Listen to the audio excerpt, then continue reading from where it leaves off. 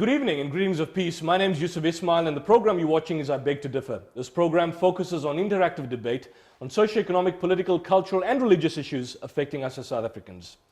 This week has seen in South Africa significant political turmoil within what one can describe as the official opposition of the Democratic Alliance with the so-called forced resignation of Mmusi Maimane.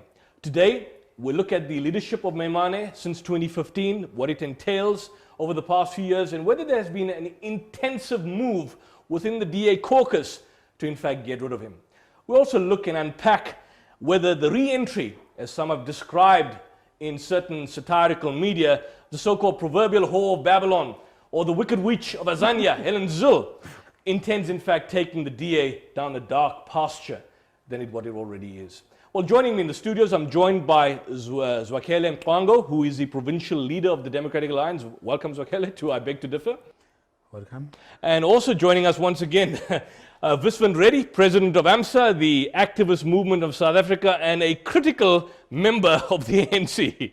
Welcome, Viswan, to I Beg to Differ. Thank you very much, and thank you to your viewers. Let me start off with you, Zwakele. I've seen a report, basically, in yesterday's Mercury, where you seem to have expressed some degree of disappointment in Mmusi Maimane's resignation, but more particularly in the fact that you believe he has still a lot to offer the official opposition, the official opposition to the ANC.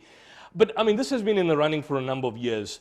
Last year, Patricia de Lille made the so-called dark prophecy that those amongst the electorate who had removed her or were going to remove her, her own words was, they're going to come after you. And effectively, that seems to have happened at this particular point in time. The inevitability, come April 2020, that Maimane would have been removed from his position in any event.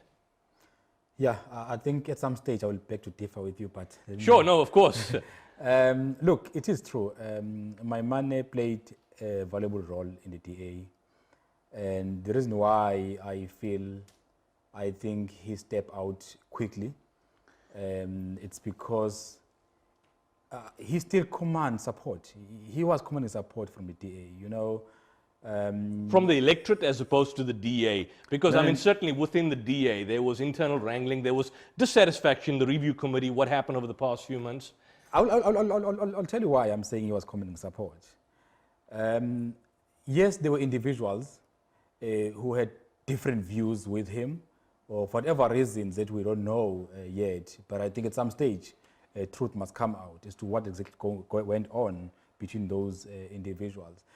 The report that you're talking about was actually commissioned by Maimane himself, and he appointed 3 panel members to do that report.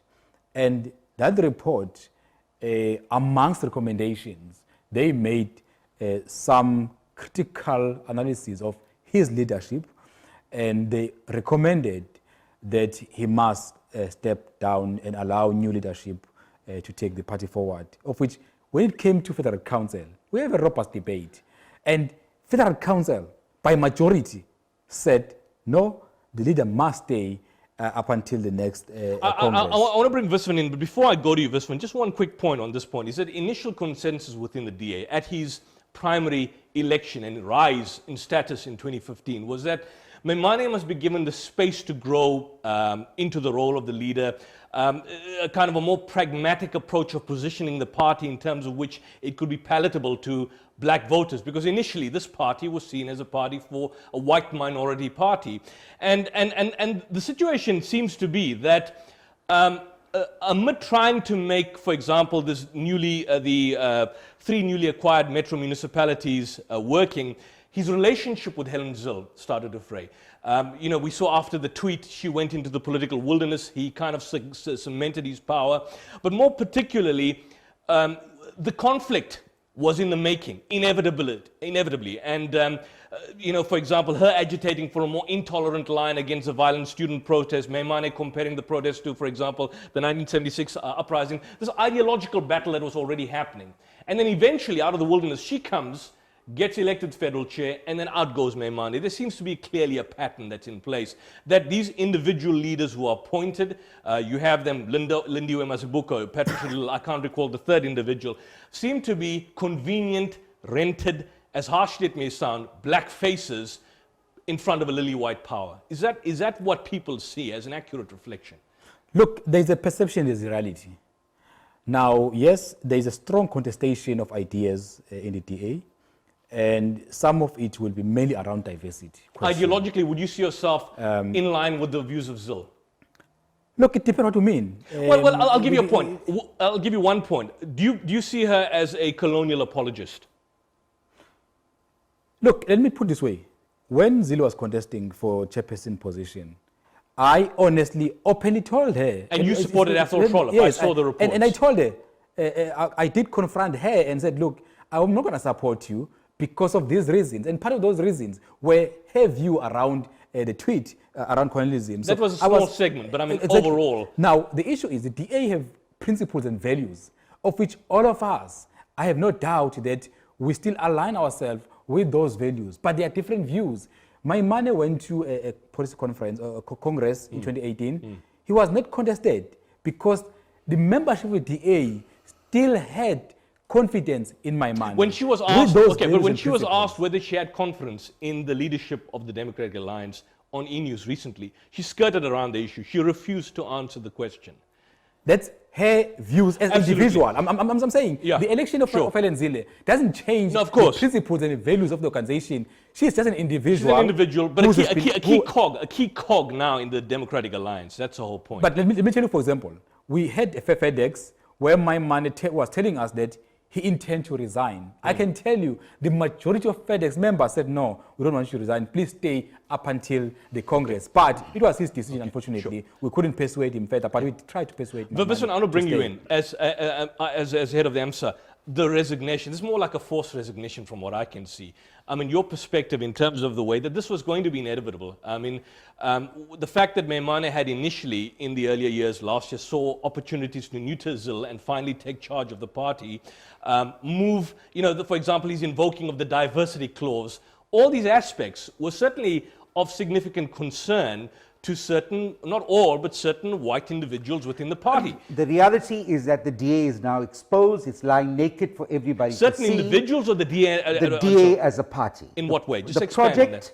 began in 2013. Helen Zille started the project. The project was to infiltrate black voters because they realized that using just the white, Indian and colored voters is not going to achieve the main purpose, that is to protect the interest of whites in this country. That is the main aim. So they started this project, and that was to they found a young man, Musi Maimani, who was very young, a graduate, put him there as the leader.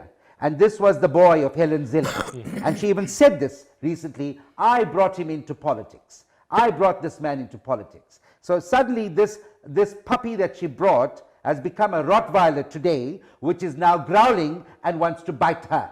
And that's why she's got already afraid. bitten her. He's already bitten her. The fact of the matter is, Musi said that the program of transformation, the DA cannot take it forward in its current outlook. Not only what Musi said, Herman Mashaba, the mayor of Johannesburg, DA mayor of Johannesburg, he said that the DA does not support his pro-poor policies. You speak to any black member of the DA who is worth their salt, who is committed to the cause of the people, they will tell you that they cannot advance their agenda within the DA of advancing the black cause. And not just the black cause. When I speak of blacks here, I'm referring to Indians and Khaleds as well. And I'll give you clear examples of how this happened. But let me just quickly tell you what caused the problem. The problem that they want to pin on Musi is the fact that they lost 2% of the white vote. Let's not make any mistake about that. The DA lost 2% of the white vote. That went to the Freedom Front Plus. That went to the Freedom Front Plus, and some went to the ANC. The main reason, in that same FedEx meeting where my colleague and my friend, my brother was in, Zille's main argument was that Musi Maimani exposed Cyril Ramaphosa's bribe that he received from Bosasa. And that was what she found to be his biggest mistake. Cynicism, basically, yes, in the entire situation. That was discussed inside that meeting. But what they say outside is the ANC lost more than 10%. The ANC lost more members than the DA. But you started a project where you want to infiltrate black African supporters. And that made you serious about your contention that you're going to become the government of the day. And you're a government in waiting. Yeah. You cannot be a government in waiting when you look at the population dynamics currently in the country. 47 million people in this country are black African. 5 million are whites. 1 million are Indians. And about 2 million coloreds. So if you put all the Indians, coloreds, and whites together, you're not going to be able to make a dent to the black African vote. Sure. And we cannot alienate the issue of race in current day politics. I'll tell you why. We have not reached a stage in this country where everybody is equal. If anybody can stand up here, especially a black person, to stand up and say, we are in South Africa today where race is not an issue, I will tell that person on his face, you are a damn liar. Because we are living in a country where we are getting despair. Although blacks are in power, whites are still in a more advantaged state than we are currently. So the bottom line is, they say the 2%, the loss of 2%. Yeah. I want to tell this Institute of Race Relations, which has suddenly become a great advisor to the DA, and which has now become the most important organ of the DA. Institute of Race Relations has got a young guy called Herman Pretorius. I want to call this guy to a debate. I will eat him alive for breakfast, lunch, and supper. I'll tell you why. He's a little pipsqueak who doesn't know about politics. I saw the clip on E-News. He says the DA only got 4% of the black vote.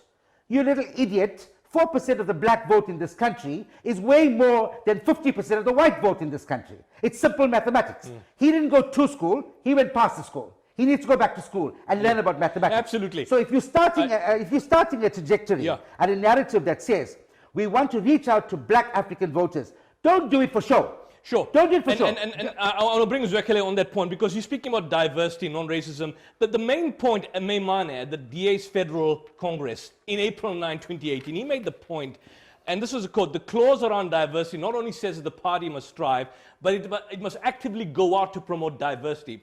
He decided to go a step further from what people argue in terms of entrenching diversity and representation in the DA leadership, not just simply in the amongst the electorate. And whilst trying to keep some sort of coherence in the party policy, he wanted a clause inserted to the effect that the party will have racial diversity amongst its leadership. But the opponents within the DA, who are still there today, opposed that particular attempt, and they argued that racial quotas or appointment based on demography was an anathema to the organization's raison d'etre. In other words, against the whole policy of the organization, and they watered it down totally. Now, it's clearly that there was an internal opposition to the agenda that he was going to strive, and the agenda to many of the ideologues and founders of the DA taking to a different line entirely. Look, before I respond to your question, I think sometimes there's danger where whatever's said in the media or TV become a reality, which is not always true. Let me correct what Visven said around the issue of FedEx meeting. We never discussed Ramaphosa. At no stage, I was part of that meeting. At no stage, there was discussion around whatever Helen said about Ramaphosa. I wasn't there in that meeting. I was in that meeting. I don't recall such a discussion. So we never discussed Ramaphosa, but I must assure you, it was a very tense meeting because the whole day we had to discuss and try to convince our leader not to leave. So it was a very tense meeting. We called the meeting to discuss issues in Johannesburg after Mashaba resigned. But unfortunately, we had to confront ourselves with the situation where a leader resigned. But coming back to your question now, look, it also responds to say, did the leader have support on general membership of the DA? The leader came and introduced the diversity and requested members to have this as part of the values. Remember, before 2018, we had 3 pillars of our values, was freedom, fairness, and opportunity. Leader come and say, look, there's an issue of diversity in this country, but diversity also, you must also talk to its context, whether you just mean, it never meant race only. But he was specific in terms of what he meant, but that was shot down. No. It wasn't, because if it was shot down, how it became part of the constitution? Yes, in a limited sense. No. In a limited sense. Look, democracy means you will have a debate, robust debate on what you are proposing. But end of the day, the majority take a decision. So yes, there were individuals who were having a different view around the issue of diversity. But the majority of the Congress in 2018 voted in favor of inserting this clause in our constitution. That is why, as we speak today, it's part of the constitution. Yeah, but so you can't then allow... the initial clause was watered down. It just simply watered down to promoting diversity. He went a step deeper. He was speaking specifically of diversity, not just within the leadership ranks of the DA. They just simply watered down diversity in a very loose fashion. Would I be correct, Viswan? I just want to add, you see, this election represents something very crucial to the DA. That's number one. Helen Zille came on a ticket that she wants to take the DA back 15 years ago. That's what she said. And if you look at what the DA was 15 years ago, it didn't have place for Zwakele and others. It was a pure white party with a white agenda, with some Indians who were bluffed into believing that this party supports them. Would that be correct? 15 years ago, the DA was a white party. That's what she represented. Yeah. Athol Trollip, on the other hand, represented, and Zwakele, my colleague here, supported him because he supported transformation and moving this party forward. So with the win of Helen Zille, it tells you that the heart of the DA, the heart of the DA, the pulse of the DA, actually supports this party going backwards. How did she come from the political wilderness back into the major position as chair of the DA? Which is I don't believe that she ever left. I believe that Helen Zille, Tony Leon, and Michel Leroux. Michel Leroux is the founder of Capitec Bank and one of the funders of the DA, and so is Tony Leon. You know what they say? The one who calls the one who pays the piper calls the tune. So end of the day, in the DA is run like a corporate company. That's what it is. You've got a CEO, you've got directors. The budget of that parallel structure within the DA is more than what it costs to run the party. Why is there a need for you to run a political party, which is a mass-based movement, along the lines of a company, and have your so who really calls the shots in the party? It seems to be quite clear that these are then convenient. But I want you to stop, hold that point, and hold that point. I'm going to get back to both of you. We just have to go for a quick ad break, as I've been told, and we'll be back shortly.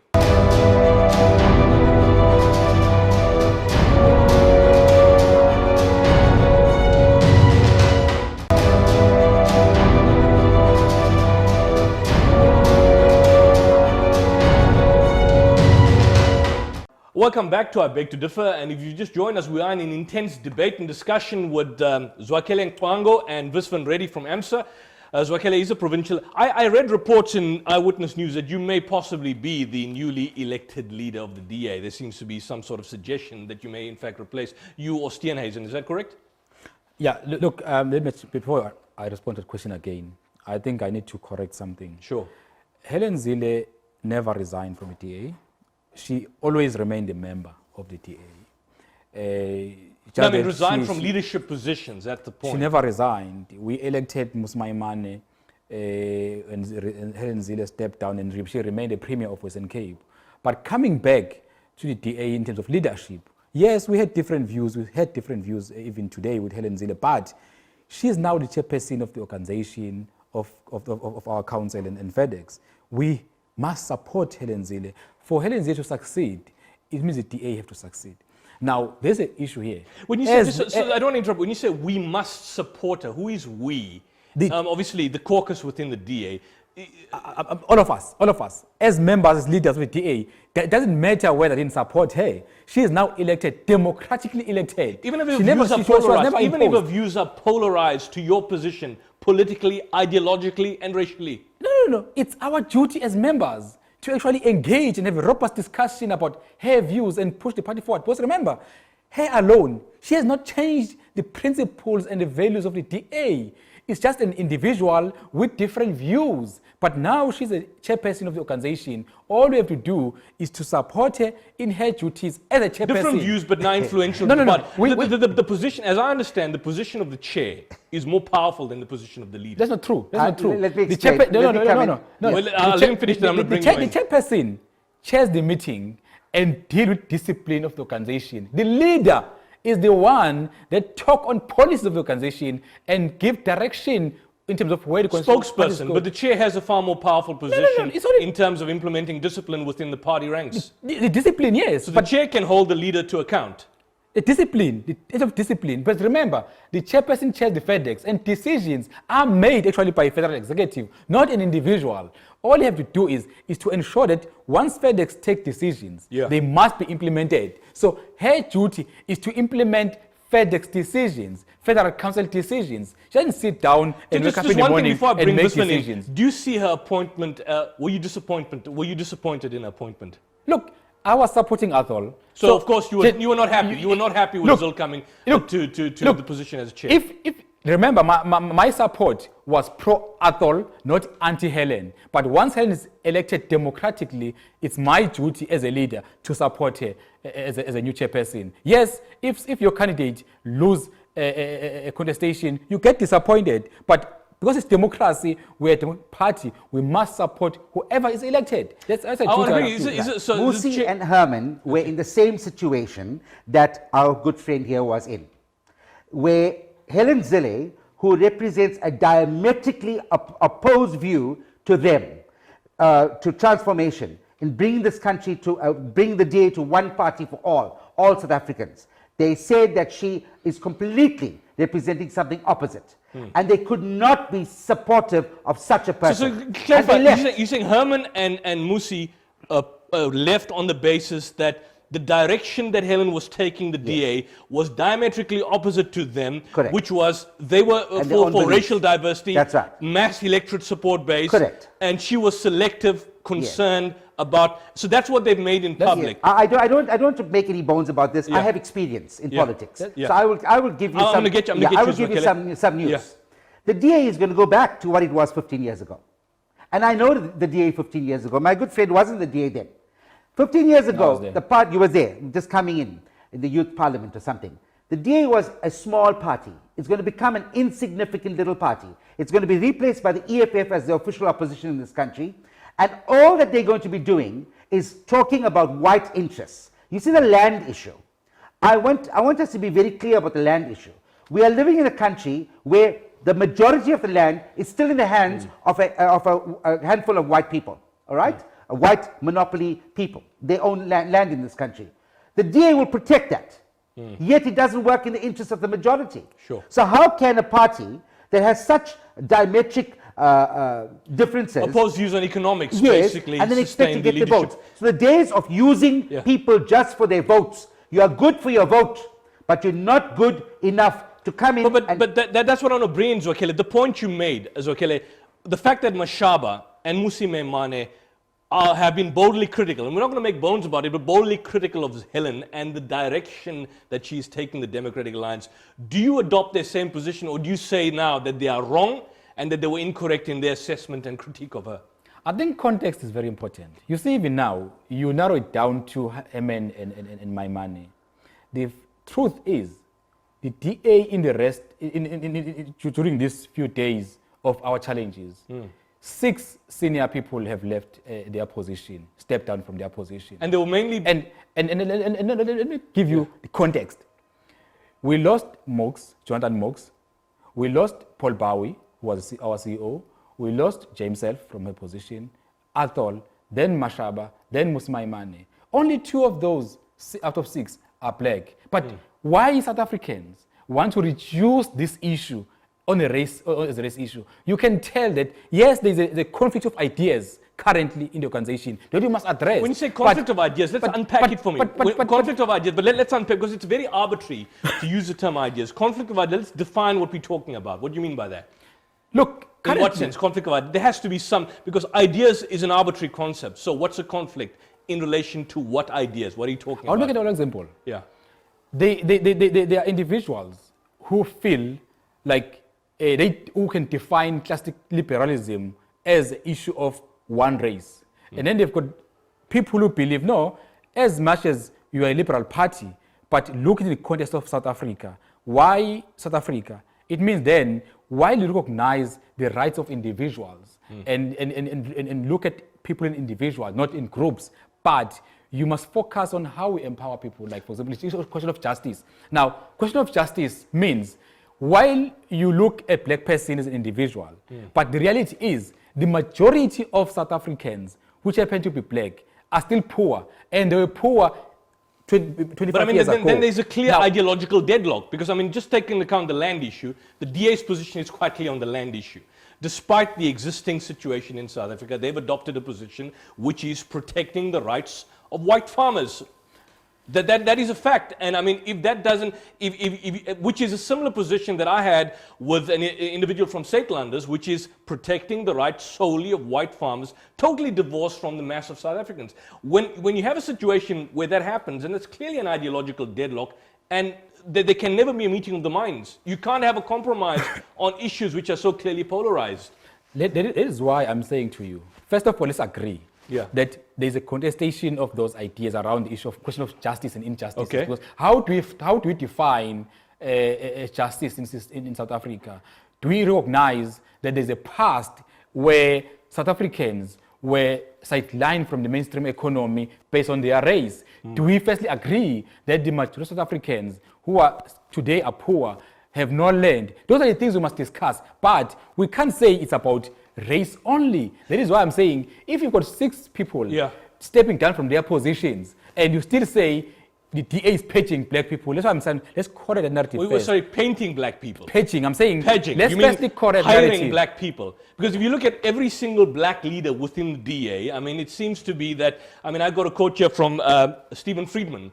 And this is a quotation. He says, the reason he describes it that imposter syndrome is quite likely widespread in South Africa amongst women and black men who hold senior positions in organizations that were led by men or white people. He says the reason would be much the same as it is in the DA. Most white-led or male-led organizations tend to think they can absorb people who are excluded and promote them to leadership positions without changing the organization. The way in which whites or men ran into the past is assumed to be the only possible way it could run, and changing it would be lowering standards. Meaning, you've got a system in place, the Democratic Alliance. You've got certain values which basically embody white liberalism. And then you've got a rented black face in front of him, which purportedly indicates that they suppose change, when in reality the structure remains fundamentally and utterly rotten to the core. Look, this quote, you can't only say it's for DA issue. This is a general issue of South Africa. Sure, where but this is in reference to the DA. I'm saying, but generally, it's a problem we are facing in the country, where organizations are just taking one person and think just having one person who's black as CEO, you have changed the culture. You must I'm saying you must able to do the culture in the organization, which applies to the DA also. We must able to change the culture in the organization to say it doesn't mean just by having a black leader you have changed the culture of the organization. We must. But that's the point. I want to clear something. We must have a robust discussion in the DA how we move forward. Okay. All that. But let me just explain the 6 resignations of the DA. Let's be clear about this, right? Jonathan Noakes, James Self, and John Steenhuisen and the other whites that left the DA left because of the drop in support. They wanted to take accountability for the drop in support, and this is what this was the reason they gave, that the DA lost 2% of its votes. They're prepared to lose 48% of its support from black voters to go after the 2% that they lost of white voters. So you see where the interest in the DA lies. The bottom line is that those whites that left the DA left, excluding John Steenhuisen. He left because Musi Maimane is no longer the leader. He was appointed directly as but the Noakes and James Self, they took responsibility for the 2%. Indirectly, they were saying that they are ashamed at the fact that the white DA lost 2% of its white support. That's why they moved aside. Indirectly also saying that this move to bring in black supporters into the DA is what caused the downfall of the 2%. The counterproductiveness. The bottom line here is, let's see it for what it is. The fact of the matter is the DA lost 2% of white votes. It's prepared to disregard 48% of black supporters. Now, the point that you raised about the DA structures, and I've studied the DA totally. I know the DA even better than my colleague here now. I'll tell you, know the Constitution and everything. Let's not hide these things from the people. The real decision makers are not the leaders. Go into the provinces. Who makes the decisions? Go into the provinces. Every province has got a leader, but the chairperson of the party is a white guy. Everywhere. In your leadership, recently. Even in KZN. Even in KZN. Your leader, your chairperson of the DA in KZN is, what's his name? Francois, right? Now, if you look at the recent election, this election of the chairperson was the most critical in the DA. Why? It doesn't matter who the leader is. This person drives the party. These become the puppeteers. They pull the strings. And our good friends here are the puppets. I want him to address it, because address what Viswan says, because the argument at the end of the day, if you look at it, is that the fact that Maimane was forced out of party leadership because a DA committee consisting in this instance of 3 white men, and obviously some of its white leaders, were responsible for the fact that the DA is losing grounds in its elections. And they of course blamed him for that.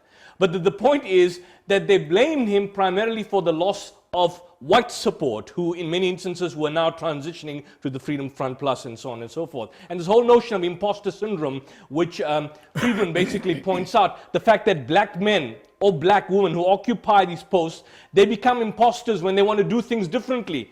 Even if that would strengthen the organization, which it was to a certain extent in the case of Musi Maimane, they saw this as something which Friedman described imposter syndrome, got rid of him. I think the danger here is the obsession on race. Let's put it this way again.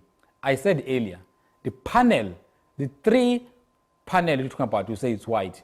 Were they not white? It was, yeah, they were white. They were white men. No. I'm just saying, who appointed the 3-member panel? Give you the secret. It was about that appointed just now. by Maimane himself. I'll expose to you just now. I'm public. In public, I'll tell the public Sure, what was the reality, how that became about. I want you to come on with that. Okay. Let me finish. Yeah. You can't then come and say there were people behind to make a decision and appointed the 3-member panel.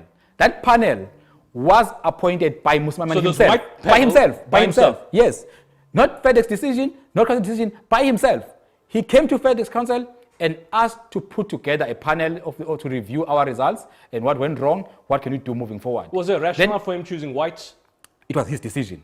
It was his decision. That's a person who must answer the question why he did that. But I'm trying to say, you can't then blame the organization and say the DA made an error by appointing 3 white males. It was done by Maimane by himself. He had a reason why he did it, I don't know. But now, coming back to the question of leadership in the DA, we go to conferences. We elect leaders in conferences. Now, you can't, it's not like someone sit and appoint a chairperson. We go to a conference. Like even now, we went to a federal council to elect a chairperson. We had 4 candidates. For me, as a black person, I didn't worry the face and the color of a person contesting. I was more concerned about the attributes of those leaders. So I was supporting Athol based on his leadership attributes, not because he's white, not because there's no black person, but because I saw something in him. So I'm saying, even now on the 17th of November, we're going to elect interim leadership after this vacuum leadership. I'm not concerned about the race of a person, but I'm concerned about who can take the party forward. The ideology. The race. So at this point, the fact that Maimane has stepped down is taking the party backwards. You agree with me? I mean, that's a common cause. It's taking the party backwards, taking the party, as Helen Zille, taking back 15 years. That's really what's happening. Look, leaders come and go. You know, Maimane served the organization. It's a pity he left this way, but I have no doubt. He would have been kicked out. He would have been kicked out by come who? April at the elections in April 2020. He would be kicked out. The review committee made the recommendation that he go. No. Remember, review committee can't dictate to delegate. No, they made can't a proposal. delineate, but they made the proposal. The recommendations are basically made, and the follow through would happen. Their proposal was, must Maimane step now, right? This was their proposal. The Federal Council overturned that because they were making a proposal, not a decision. They can't make a decision on behalf of the party. They made proposal. Now, the Federal Council said, no, we hear their proposal, but we are not agreeing with them. Okay. We want Maimane to stay up until the next Congress. So meaning, he had the right also to stand if you want to stand. But delegates at the Congress. I want to stop you. I have to stop you that. I know I've been just notified. I have to go for an ad break, and I'm going to come back quickly. I'm going to bring you Viswan, but we'll see you shortly and continue this debate.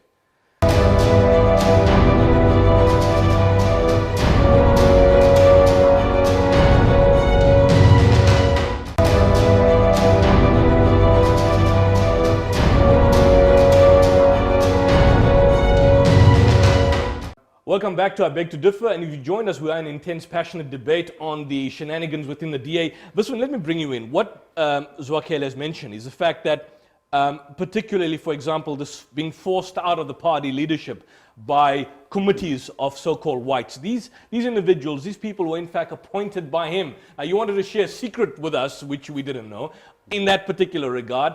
The point is their judgment was purportedly fair, according to Zwakele, as well, because he appointed them, he suggested it's this individuals, and therefore we can't scream foul at this particular juncture. The final decision on the appointment of the review panel did not rest with Musi. Who does it rest with? It rested with the funders and the team of, you know, there's, well, Musi invited me. Musi invited me to be part of this panel. And you mean this present panel? Of that panel. He invited me to be part of the panel. He said, because I was highly critical of the DA, I've always been critical of the DA, but I was impressed with Musi's approach to building a non-racial movement. And I felt that there was a need to get a political movement in the country that will embrace all race groups. And this party was moving in that direction. I do not want to throw the baby out with the bathwater. I want to say that what Musi started in the DA, and if he saw this to fruition and to completion, it would have become a force to be reckoned with in South African politics. Unfortunately, what we've seen in the last 2 weeks is really who are the real handlers within the DA. The three-man committee that made up the review panel. Who are they? I went and I presented to this panel Tony Leon, who is a former leader and reportedly one of the funders of the DA. Presently? Presently.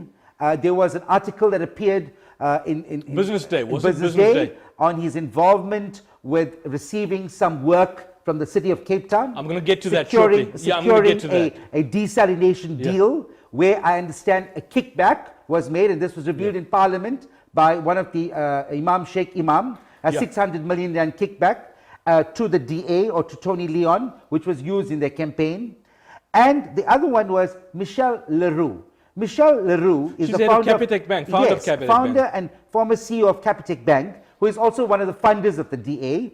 And the third one was Tony Leon, Michelle Leroux. Zil had nothing to do with it. No. She was not part. This was before she was. She came as a chair, federal At chair. the election, they announced their results. And they were being influenced by people like the Institute of Race Divisions. These people were advising the DA about its move They forward. were influenced by the Institute of Race Relations, which was Helen Zil.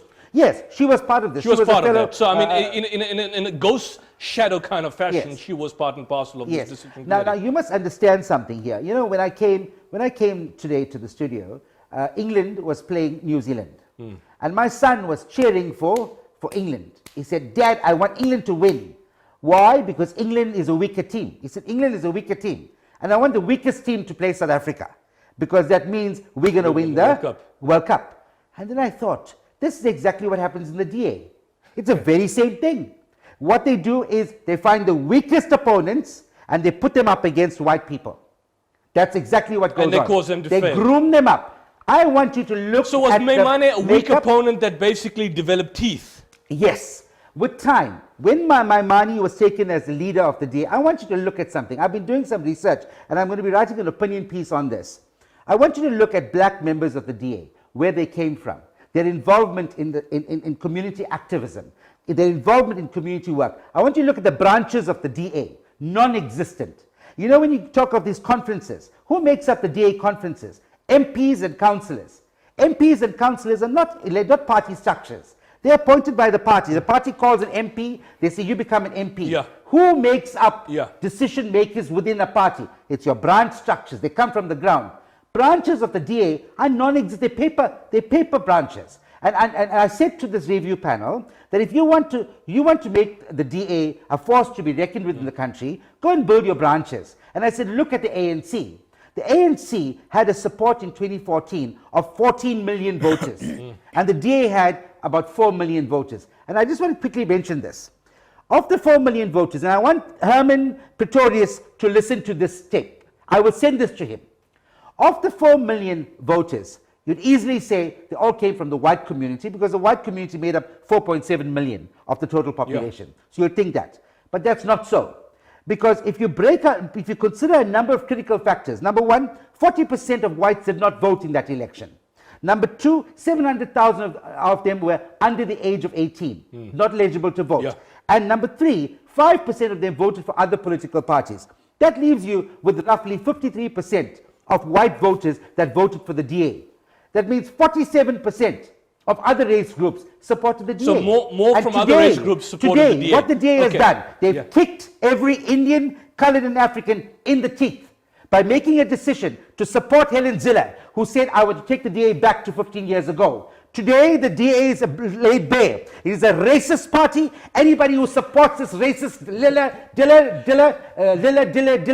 Godzilla, whatever, these are people who are anti-transformation. They're anti the people of this country, and we cannot be seen to be supporting them. You know, going forward, what will our future generations say of us? They'll spit on our graves if they come to know that we have been supporting racist people to advance a racist agenda, to protect white vested interests in this country. That is what is going to happen. And I will tell you also, it saddens me. I tear when I think about the fact that over 70% of our Indians support this party, the DA, not knowing what this project is all about. What have we done? We've taken our MPs, Indian MPs and councillors, we've made them professional poster people. Poster boys. Yes, poster boys. They stand with placards demonstrating, and they get accolades for standing with a placard. But outside of that, they are useless.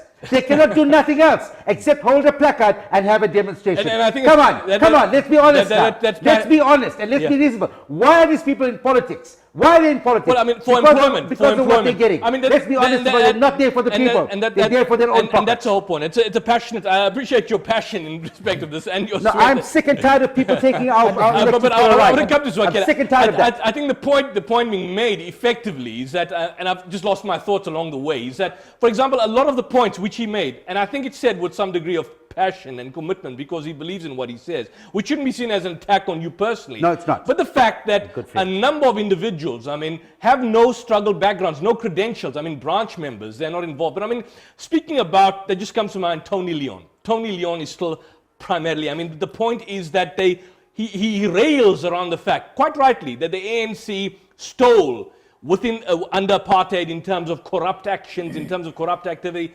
I just saw a report. I mean, he brought the point. The Steinhoff is one issue, yes. but the Western Cape of COSATU last year, November 2018, stated that a contract worth 650,000, that's more than half a million rands, or close to a million, was given to Tony Leon's company by the city of Cape Town, that means taxpayers' money, to communicate information on a supposed drought that was illegally afflicting the so-called city. I mean, that's been viewed as somewhat inherently morally corrupt. I've got a comment by Tony Ehrenreich. He says, the ANC thieves stole outside the legal framework, but the DA thieves who learned under apartheid steal within the legal framework, but it is no less of a corrupt action as it steals money that should have been used for the poor. Now, here you've got Tony Leon, the godfather of the DA, an employee of the city of Cape Town, being paid R500,000 by Cape Townians just simply to tell people that it's not raining.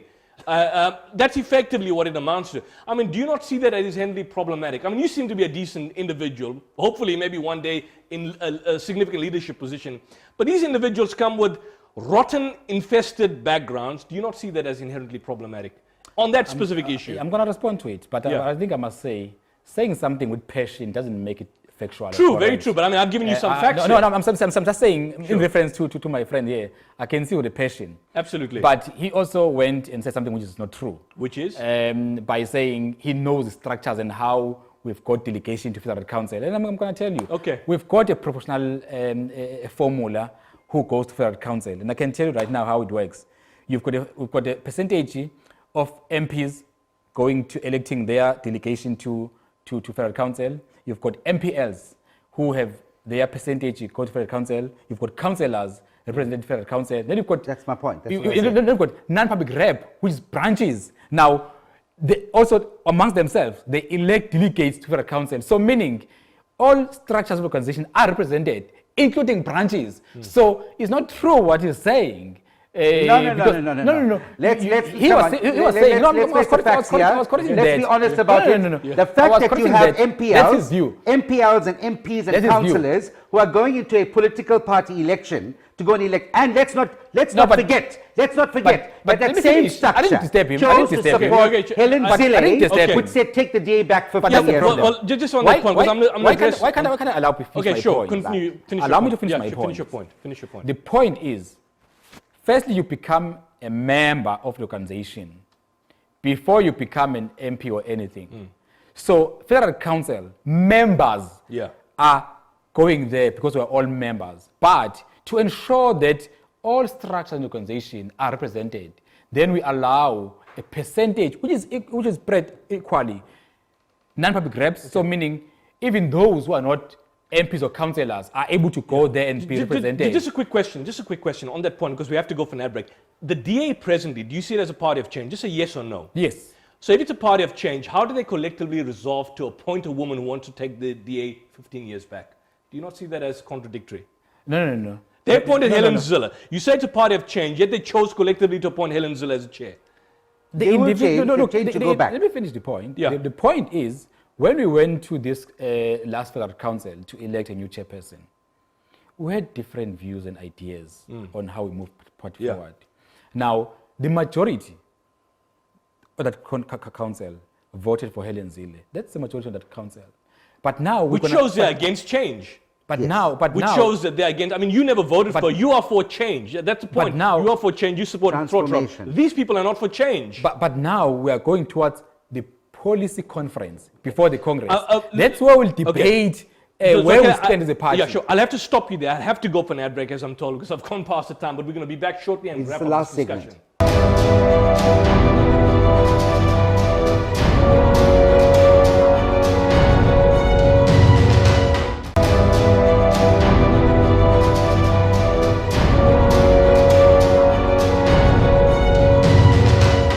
Welcome back to I Beg to Differ, and if you joined us, we are in our final segment discussing what's going on within the DA. This is the whole point. Now, I want to bring you back to Tony Leon, but just to the point, if collectively, right, I can see you want for transformation. I would like you to be part of the chair. I maybe want you to be the leader at some point in time. But if collectively you have a situation that you on the one hand saying this is a party of transformation, this is a party of change, and then there's a collective decision by the majority within the DA, not all, majority, to vote for Helen Zille. This is then clearly not a party for transformation. It's a party going back. She's on record stating colonialism was not too bad, even though she's recanted. She's on record stating she wants to take the party back. She supports the neoliberal capitalist agenda. She's against socialist policies. She's against nationalization of basic infrastructure, which will serve people. On the land issue, she's quite clear. I mean, this is someone that this clearly shows and indicative of the underlying symptoms and problems within the Democratic Alliance. Let me respond to the question. Yeah. Look, if you're in politics, you understand there's a difference between delegates voting for a policy position and then voting for individuals, because the pattern of voting is different. Here, you talk of voting for individual. In those cases, you'll find someone who will vote for candidate A, not because they like candidate A, but because they're anti-candidate B. That's how it works when it comes to voting. So you can't then say, generally, everyone who voted for Helen believe what she says. But just on that point, I don't want to take you off that. I don't want to interrupt you, but that's a point. There's a distinction between voting for policy decisions and voting for individuals. But at the end of the day, voting for the individuals who take certain policy decisions and people are aware of those policy decisions and choices that they make, certainly is an influential factor in terms of the choice you are making in terms of who you're voting for. But again, you're making a mistake.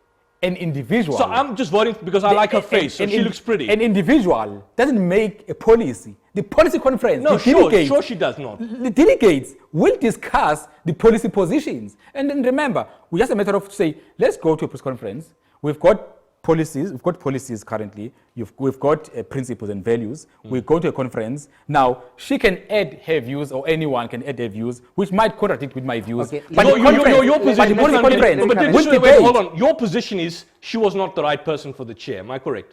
Otherwise, you wouldn't have supported S03. No, at that time. At that time. But now, I support her now. She's elected. Well, I mean, the thing is, if I support Manchester United and they lose, I can't say, well, no, now I don't support them or something. No. The point is, you would have liked S03 to be the chair. Exactly, but now I am supporting the new chairperson. Even though that was not your particular... Yes, it's democracy. The democracy works like that. You go and contest. Okay. When you lose, you go with whoever is elected. That's democracy. I want you to comment on Tony Leon's receipt of money. Tony Leon, are you prepared to say, for example, which I am, that Tony Leon was involved in a contract which was inherently and fundamentally corrupt? The man was paid by the city of Cape Town 650,000 rands, that's people's money, to basically tell them that the weather is fine or there's no drought. I mean, there was a company, Resolve Communications, was headed by Leon and Nick Cleland.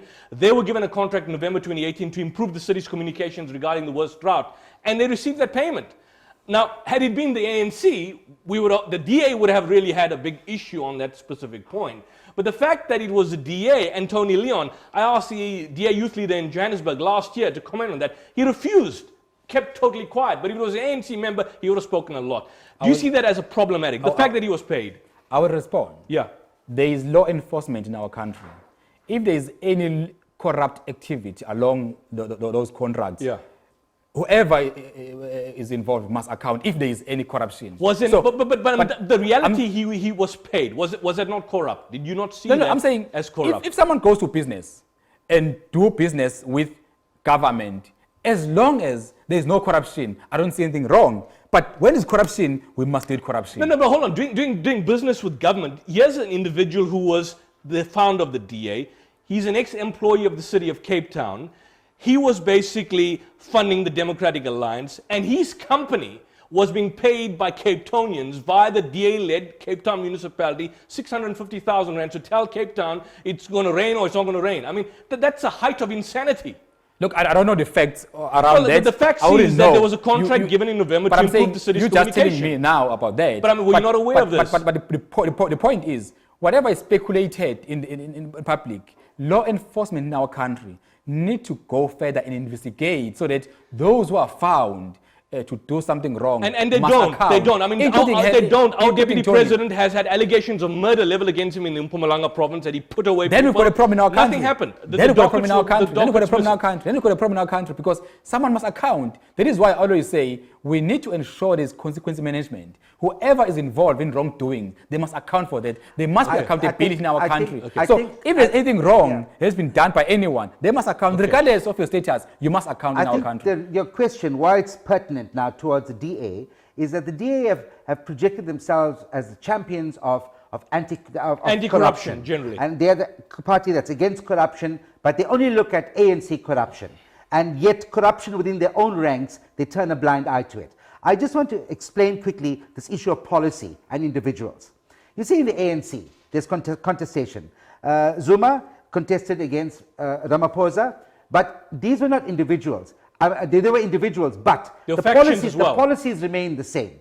You see, one of the criticisms leveled against the DA by this review panel, which I believe is correct, is that they are not consistent when it comes to the application of their own policies. Their policies within the DA keeps changing all the time, and they try to be everything to everybody. Gwen Ngwenya was the head of policy in the DA. She quit. She simply quit because they could not find their feet around key policy issues. Here you've taken a man, Musi Maimane. You've tied his legs, you've tied his hands, and you've put a blindfold around him, and you told him run a race and win the race. And he's not winning the race, you start blaming him. The party has got no clear policies. They've got no policies around the land issue, which is critical among the majority in this country. They've got no policy around Diwali, fireworks.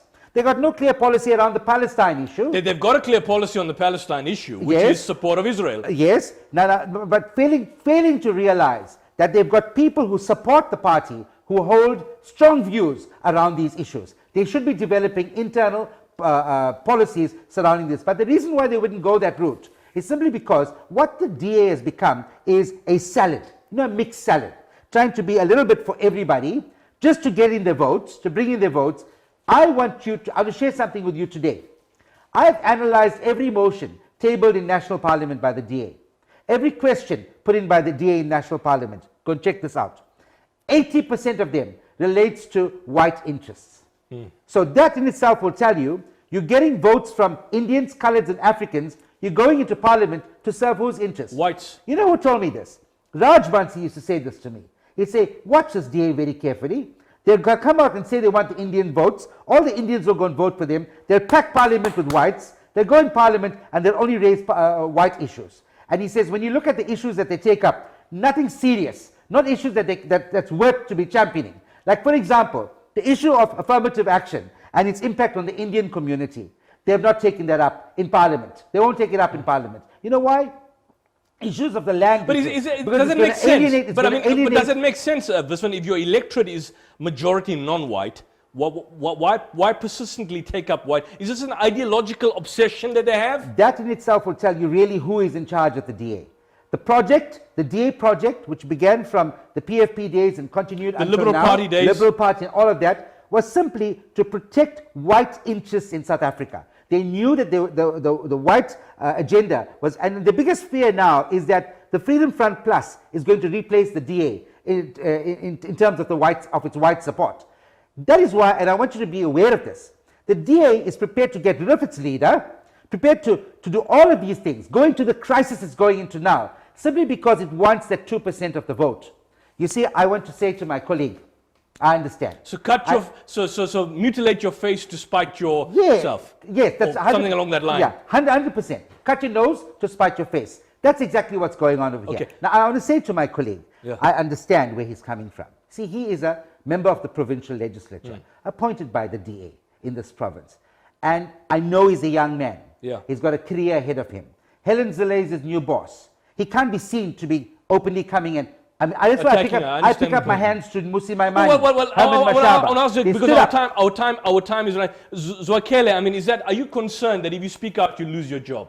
No. Remember, I'll give you the quote by Tabisi in I'm not a career politician. You're not a career, but I'm okay. Can I ask you this? I'm in politics because I believe I can make a contribution. Why are you not with social? Okay, this one South Africa for all. Outside the DA, and I'm not asking him to pry, but outside the ambit of the DA. Stop. He said, one South Africa for all. That's why he's in politics. Yes. But does he know now that the DA is not going to be one South Africa for all? Musi Maimane said that. His South Africa for all is not supported by the DA. That's a problem. That's the point. That's going to drive that program. I need to comment. The Associate Professor, Department of Politics in ABC Letlanyane, this is what he says. He says the future of the DA looks bleak. He says the party has pretty much gone back to Tony Leon's DA. They seem more concerned about the loss of conservative white voters to the Freedom Front Plus than they are attracting more blacks. It is retreating into a regional, predominantly white party. As an alternative center of the party, Helen Zille was opposed to the direction Maimane was taking to the party, which he confirmed. When Helen was elected chairperson, it was a rejection of Musi's leadership and possibly Athol as well, and Herman Mashaba, because they stood with Musi. Do you see that as accurate? Excellent. Look, the mistake you make is when an analyst says something, then you make it gospel truth. No, I'm not making gospel truth. But hold on. It doesn't mean just because an analyst says something. Maimane made it clear that Helen was anti-progression. Remember, that was Maimane's opinion. Yes. Hence I said, while a leader have done a lot for the DA, but I disagree with him on that point. Let me tell you You disagree with Maimane on the fact that Zille is a retrogressive element within the Democratic Alliance. Let me tell you one thing. You know, if the DA doesn't succeed, our country is in trouble. I will tell you. As members of the DA, we have a responsibility to ensure that we unite our country. We're coming from a history which is very painful, where we were seen in terms of discrimination along racial lines. All we have to do now, we have to bring everyone together. It's not an easy thing to do, but we have to keep trying to ensure that all races are coming together and build this country. Because if we don't do that, it's a threat to our peace and stability in our country. We need to bring someone like Visvan, for example, who are thinking extreme in terms of race. We need to bring them to think, to say, look, we can build this country. Because if we don't bring everyone together, our country is in trouble. And just one thing, internationally, because this is a key issue for our Muslim viewers, and certainly some of our views in Africa, since we have a wide terrain, the state of Israel, the DA's position on the state of Israel. Lastly, do you accept the fact, as has been recognized by the United Nations and numerous people like Richard Falk and so on, that Israel is indeed an apartheid state? Do you recognize that fact? Look, we always say we're a liberal party. No, liberal party. Believing in the rights of individuals. No, but it's a yes or no. Is it an apartheid state or is it not? It's a simple question. It's an unfair question because it's funded by Israel. But that's the point. I mean, I asked a DA provincial youth member, is Israel an apartheid state? He wouldn't reply. Question again? Is Israel an apartheid state? Would you be bold enough to give us an answer on that issue? Look, my view is those two countries need to find a solution. That's my position. But the apartheid laws that are in place, do you recognize that? I don't believe anyone should be discriminated. If there's discrimination, is there discrimination? Does the DA's position that there's discrimination in Israel? I'm saying towards Palestinians? there is an issue of injustice, but we need to ensure that those countries find a solution to those problems. Okay, unfortunately, as I'm being told my producer, we have to end it now. We've gone beyond the time, but unfortunately with these discussions. But join us next week for more interactive debate on I Beg to Differ. Till then, this is Yusuf Ismail, greetings of peace. If you're traveling, have a safe journey home.